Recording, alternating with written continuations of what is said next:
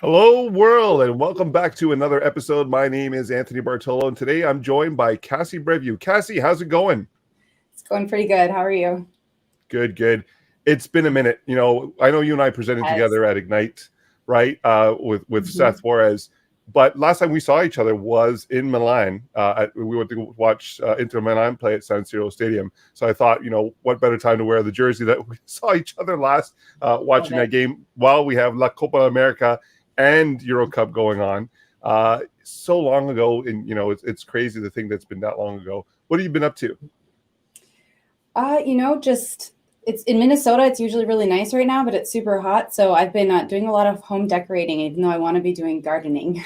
but yeah, so I've been trying to stay cool, pretty much. Yeah, it's been hot in Toronto too, and we're actually going to be talking about climate crisis later on in the show. But before we jump there, I wanted to talk a little bit about the Power Platform. What's your take on it thus far? I absolutely love the Power Platform and also the Fusion developer concept, where you have the professional developer and the citizen developer coming together to create solutions. And I also love that Power Platform empowers like everybody, I think, to be a developer. I've been thinking, how people used to say everybody's a comedian. I feel like now we should say everybody's a developer, because with the tools out there, you can do so much without writing a line of code. And that was one takeaway I had at Build. A lot of talk about the Fusion developer and how you're bringing the business decision makers into the fold in terms of creation of solutions. I quickly wanted to highlight, a recent hackathon that we had with Second Harvest, which is an organization here in Canada that collects food from grocers and restaurants before it expires, and to make sure it makes its way to the food bank so that those in need get the food. And so, in partnership with a Microsoft partner, Redbit, we actually worked on a solution based on the business logic that Second Harvest had put forth to go and harness Power Automate to create flows in terms of their current manual processes that they have to achieve to ensure that food doesn't go to waste. There's some scenarios where food will not make it in time, or somebody who's supposed to be picking up the food will not be able to pick it up in time, and so that communication becomes broken and the food goes to waste. We built out a solution in a day and a half that capitalizes on Power Automate to have this functionality to automate the task of ensuring that if the food is not going to be picked up by a certain individual, it can be picked up by somebody else, and the notification happens and is put forth. What was really amazing was Second Harvest was so excited the fact that we built this out in a day and a half. This will save them 120 hours of work a week in terms of this type of communication, and it'll save 2,000 pounds of food a month from landing in landfills and making it to those that need it most, which was really awesome. What do you think? That's an absolutely beautiful story. The fact that it was 20 hours a week down, that you automated in 1.5 days. And then on top of it, the food waste solution. It's just a really good example of how Power Automate and Power Apps in general can empower people to build something that they couldn't have maybe done before. So it's great. I love it. So we'll have more on this story later on. We're currently building out the Microsoft Learning modules for it, and we'll have videos to share. But let's talk about today's show, because we got a lot on the show today. We're going to be talking with Kayla again. She'll be talking about meeting culture on Microsoft Teams. We're going to be talking with Sandra about the climate crisis and Microsoft Green segment today. Michael Crump is back, and he's got brand new Learn modules to share with everybody. And then we have Diego's Wall. He's going to be talking about stories and his experiences that he's sharing in terms of his professional career, and how, from the personal to the professional, how that all ties in today. And of course, Cassie being on the show and this being her first time, I'm very excited for you to do the Diego's Wall piece, because it's always an emotional heartstring, story that he shares and tying into his career and what he's learned thus far, which is really cool. So Cassie, I'll let you start up and introduce the next segment. Awesome. Okay, so next we are going to bring on Kayla Brooks. Come on down. You're the next contestant. She is going to be telling us about Teams meeting culture and some ways that we can kind of help out our meetings with different tools. So I'm excited to hear more. Thanks, Cassie. Unfortunately, I don't have any prizes to give away today, but I am really excited to be talking about Teams and tricks. This is our last Teams and Tricks segment. So in honor of that, we're going to switch things up a bit, which I guess could be the prize for today. So instead of directly talking about the features or the tips for using the product, we're actually going to talk about meeting culture. And so as a starter, I wanted to ask you about how many hours a day do you think you're sitting in meetings? I mean, it depends on the day. It can be anywhere from 3 to 5 hours. And if they're back to back, then it's you're in your chair for 5 hours. So yeah, it varies, but yeah, 3 to 5 hours, I'd say it's average. Yes, and it can get really intense when you're sitting in one place for that long. A lot of people do spend that amount of time, half the day, more than half the day, sitting in one place. And so Microsoft Teams meetings have essentially become our best friend, and it's become a bigger part of our working and meeting culture. So today I'm going to go over some best practices to enhance our meeting culture. Since most of us are online, it's easy to get stuck back to back and not have time to go to the bathroom or get something to eat. And research actually shows that remote and hybrid workers experience increased meeting fatigue from too much time spent in meetings. Fatigue begins to increase 30 to 40 minutes into video meetings. So, keeping meetings as concise as possible or planning breaks in between longer meetings will actually help reduce some screen time fatigue. And in that same study, it actually showed that having even short breaks between meetings allows the brain to reset, which will increase overall productivity and reduce fatigue. So, a great way to do that is that you can actually change your Outlook settings to help with scheduling shorter meetings, and I'll show you. When you're in Outlook calendar, you can select File and then select Options and then select Calendar. And in your calendar options, you have the option to change the default setting to shorten your meetings to either end early or start late. I choose to start late because meetings tend to run over the scheduled end time anyways. So this is a great way to give people time to reset in between meetings and improve the meeting culture. I love that. I definitely know that there's that time where you kind of need to process sometimes too, everything that was talked about in a meeting. So just having that time to get a drink of water, go to the bathroom, or even just process and really be able to make the decisions that were made actionable. So that's fantastic. Absolutely. Your brain has to switch back and forth. And so, another great way to reduce meeting time is to actually share presentation materials and pre read documents in the meeting chat prior to the meeting. This is also valuable for those who use a screen reader, as it allows them more time to review the content in advance, and it provides more context to people who may be on the fence about joining your meeting. And personally, I could do so much better with sending meeting agendas in advance of the meeting. But one thing that I do pride myself in doing is being clear on action items. However, I usually do my action items post meeting, but Teams can help with doing that during the meeting using the checklist app. And so I'll show you that one too. You can actually install the checklist app in the chat of your meetings. If you select the meeting extension, you can search checklist and install it in that chat. And so from there, you can create a checklist where you can change the title to reflect the meeting, and then also list out all the items that need to be worked on, the open items, completed items, and then you can also edit the checklist as needed. You can check them off, which is accessible to everyone through the chat.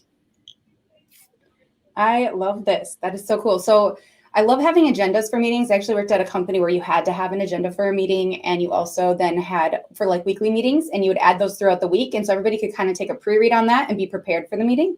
And then also there was always the action items, because like we're talking about meetings, a lot of times they always kind of come down to maybe a few action items. It's a long discussion to come down to what a decision. And so I love that there's just this really cool way to just capture that right in the chat, and then have an asynchronous way to follow up on that feedback or on those action items. Absolutely. Absolutely. Well, that's all I got for you today. Well, I think a surprise or a prize. There we go. The prize is better meetings, I think. So we all won. Thanks so much, Kayla. That was amazing. I can't wait to add that app to Teams. I always feel like I've won after watching Kayla's segment about Microsoft Teams, because I always learn something, which is awesome. So I'm very, grateful for the time that she brings in and her ideas and what she shares in terms of tips and tricks. Next up, we have Sandra, and she's joining us today for the Microsoft Green segment to talk about the climate crisis and how to bring up the conversation at work. Hey, Sandra, how's it going? Hello, going good. So tell us a little bit about yourself. Yeah, so I work as an interaction designer at Microsoft, and I've started to talk a little bit more about the climate crisis and be a bit more vocal about it about a year and a half ago or so. And so why is talking about the climate crisis so important to have that conversation at work? Well, it helps break climate silence. And that's important because in sociology, there's a concept called pluralistic ignorance, which is the belief that you hold a minority view, even though everybody privately shares your view.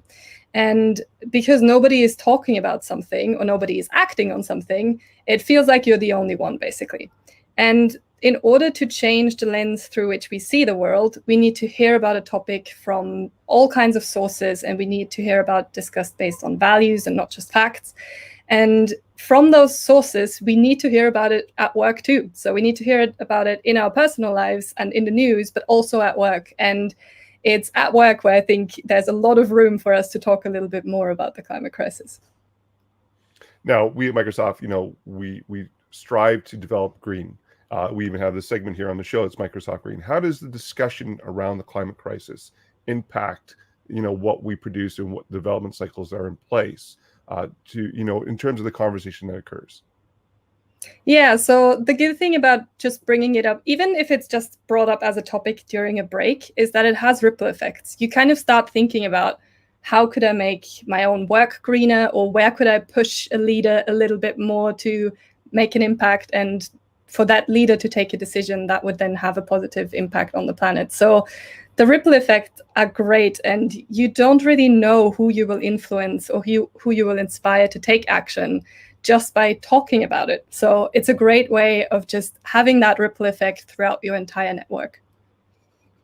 Now, having a conversation like this may not be easy. What are your tips in terms of opening up with this type of conversation with your colleagues? Oh, yeah, it kind of really depends on who you're talking to. And there's a great talk called How to Talk About the Climate Crisis So People Act. And the way that you kind of need to approach it is that you need to kind of bring it closer to home and make it really relevant for the person you're talking to. If that person doesn't care about the climate, there's probably another way you can talk to them about something else that kind of leads on to climate in a roundabout way. So it kind of depends on who you're talking to. You need to figure out how to best land that message.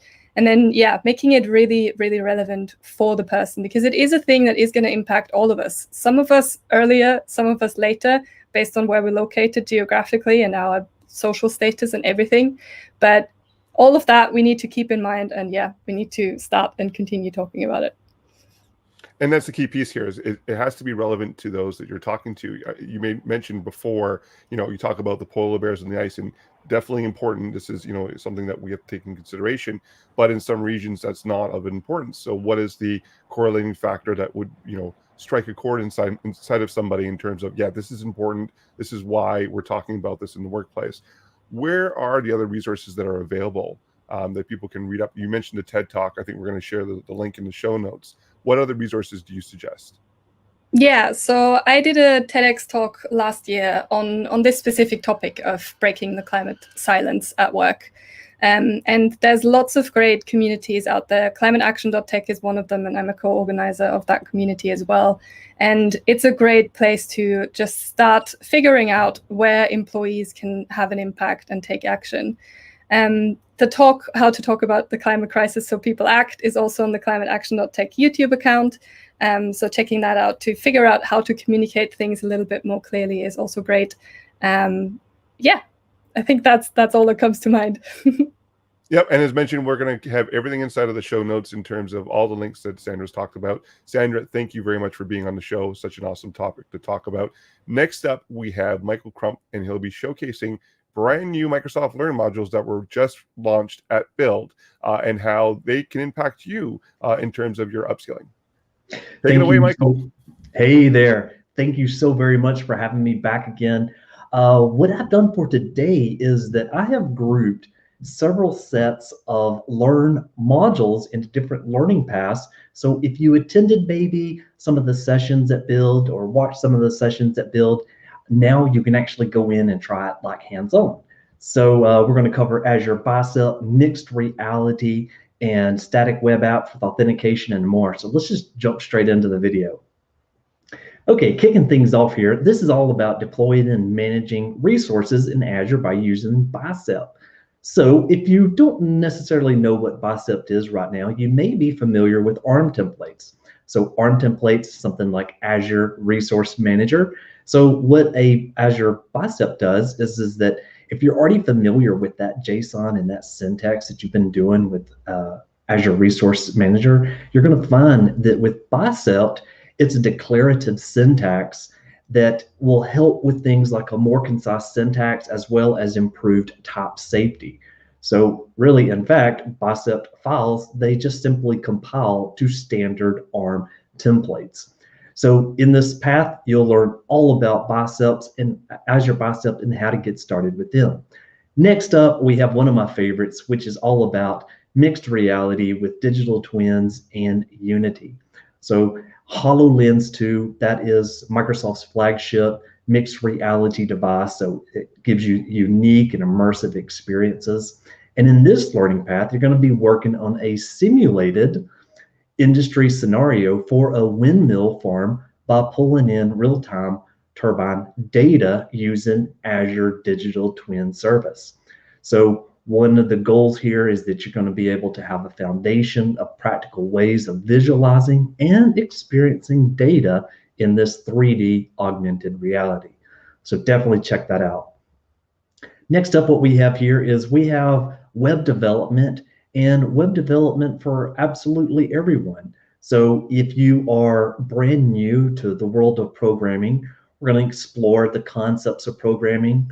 We're also going to talk about high-level, low-level languages, the basics, elements of an actual web application, and then just even the tools. So if you've never really done any sort of web development before, this is a great learning path to get started. We also cover big topics like web accessibility and how to create modular code by using functions simply inside of JavaScript. So I think you will enjoy that one. Next up is one that I thought that would be helpful because it's all about extracting text from images and documents. I love some of the OCR technology, and in this, you're going to learn how to implement text extraction solutions with images as well as documents using the form recognizer. So this is an OCR test tool that has pre-built models and custom models, and it will teach you how to use the OCR API and the read API by using form recognizer. So this also uses machine learning technology, and it's just going to teach you how to get up to speed with the Azure Form Recognizer cognitive service. Last but not least is authentication or authenticate users with Azure Static Web Apps. So you may be familiar with Azure Static Web Apps. It's where maybe you can use a static site generator such as like Hugo, and you can generate the files that will run your application without a so-called server. Well, in this Azure Static Web Apps, you'll be able to take your application and then add a layer of authentication on top of it.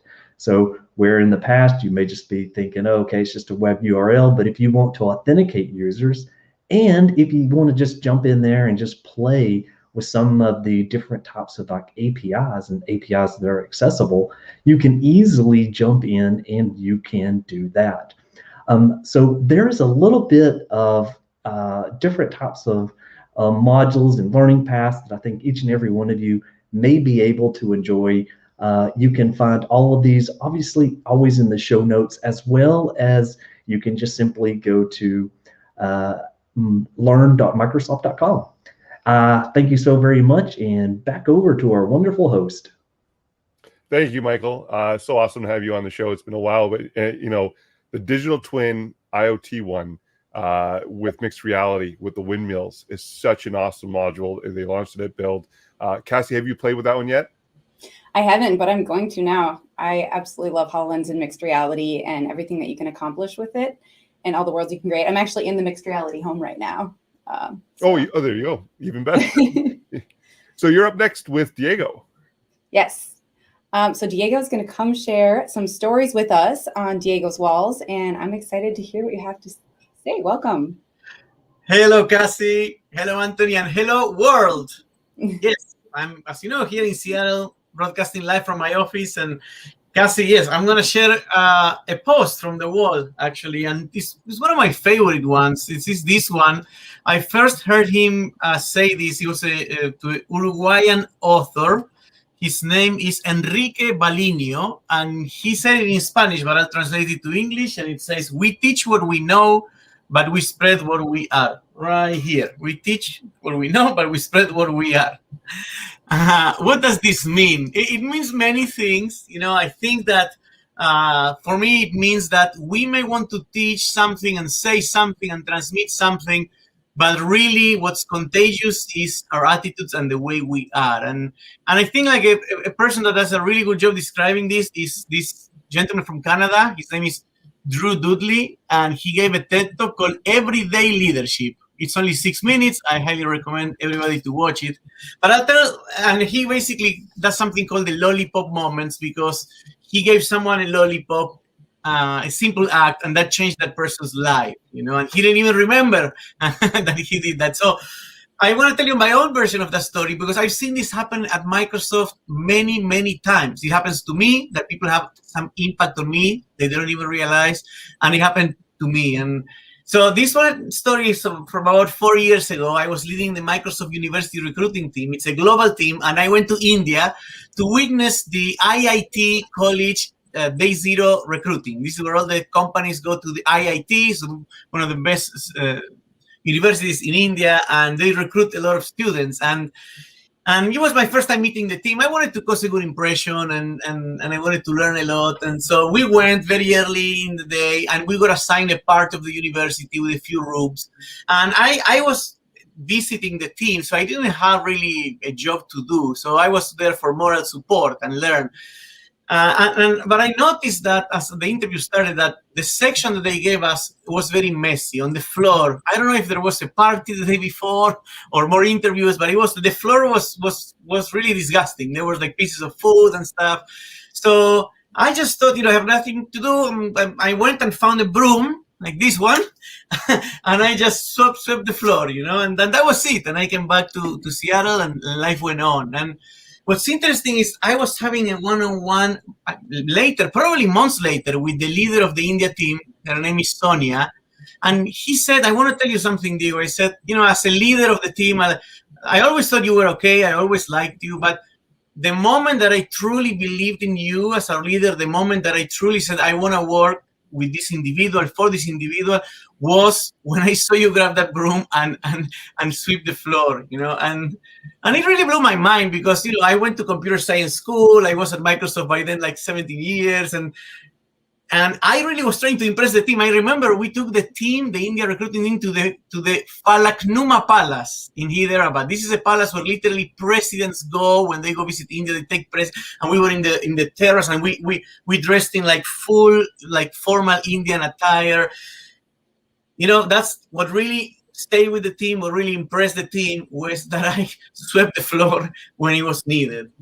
So this was a story that really resonates, that I gave them amazing speeches about inspirational, but really we spread what we are. And that moment is something that I did. What do you think so far, Cassie, about this story? I think there's so many beautiful messages within it. I think that we've all experienced something insignificant, maybe to somebody else that was significant then to us, and how sometimes it's just the thing you needed to hear or see at the time to help you kind of see things differently. And I also think it's also has a message of living through compassion and humility, helping out when you can, and like spreading good, and how those like little acts of kindness, and as cheesy as it may sound, they do create, big things. No, absolutely. And sometimes leadership can have many tools. We go to leadership trainings and stuff. Maybe sometimes the tool for leadership is this one, So I want to thank Sonia for closing the loop. This is something that Drew also talks about. Like sometimes people don't close the loop, and you don't know the impact you had. So I encourage everybody to close the loop. And I spent, actually, I would say, the last 4 or 5 years actually sending letters to people that had that sort of impact on me. And every time they were very grateful. So again, when you look at leadership, sometimes leadership at a tech company is not about giving inspirational speeches. It's really about being you every single day, but not just any you, like the best version of you. And that means that sometimes I'm going to tell you something very freeing, Cassie, which is sometimes the best way to improve the team is to improve yourself. Like we're focused on helping others. That's great. But if you improve yourself and you're the best version of yourself possible, that stuff is going to spread. And that's that statement. We teach what we know, we spread what we are, and we'll have more for you on Friday. I love that. It reminds me of another quote where it's like lead by example, and showing your team that, you know, you are the type of person that they can count on and trust. And I think little things like that show that, and then they believe in you too. So I think that's an amazing story. And I really appreciate you sharing that and kind of making us all maybe think a little bit about how are we being our best person in our daily life. Cassie, what did you think being on the show? This was awesome. Thank you so much for letting me guest host. So much good stuff going on here. So many things to go check out afterwards, and even some food for thought. So let's bring everybody back to the show, and we'll do a quick run through. So Kayla, one last share before we're off for the summer. Well, if you are interested in learning more about best practices for meetings based on type of meeting and things like that, you should definitely check out aka.ms/meeting guide, where you'll find all types of tips to improve the meeting culture. And Sandra, talking about climate crisis inside of the workplace, one last tip you can share? Just do it, basically. Start talking about it. And yeah, even if it's just a conversation with one colleague that you have today, or write it on your list to do for this week and start that conversation. And Michael, your 5 modules today that you shared out, which were really awesome. You know, what else should you be doing at Microsoft Learn to continue your learning? Yeah, exactly. So I just showed you a tiny taste of the learning pass that's available, obviously at learn.microsoft.com. You can go in there and you can do a search. You can look for exactly the topic that you're hoping to learn more about, and you can find all kinds of other results. So there's tons of additional learning paths that you can go in, you can take advantage of, and up your skill set. Hey, Diego, I have a question for you quick. Can you come sweep my office? It's kind of messy. I could use some leadership help here. I'm here to serve. Serve and leader.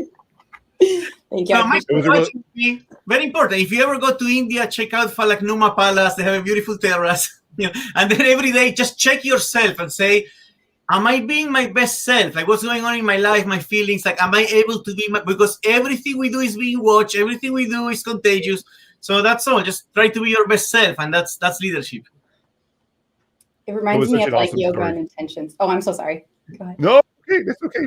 Oh, I was just going to say, it reminds me of yoga and setting intentions. And a lot of times in yoga practice, you set an intention for the day. Or a mantra or something like that. And just having those moments of like mindfulness and kind of can bring clarity and help you in good ways. So appreciate it. Yeah, and the beauty is that sometimes your deepest impact is unintentional, you know? So that's the paradox, you know? Sometimes. Yeah. All good. Thank you all for being on the show today. As Diego mentioned, this is the last show for the summer, last Monday for the summer. There is still going to be up till Friday shows up to this week, but this will be the last week for Hello World, and then there'll be a summer break. If you want to learn more about Hello World or watch past episodes, they're all available at aka.ms/Hello World, which will also provide all the links to everything that was shared out today. Also coming up, we have on Learn TV, Career Switcher Stories. Maybe this is your first career in tech. Maybe you were doing something else before. I was a mechanic before coming into tech. So, it's a great opportunity to check out those stories as they happen and to learn from them in terms of if you're looking to change your career. That's it for us. And we'll see you all tomorrow on Learn TV for the next episode of Hello World. See y'all. Bye. Bye-bye.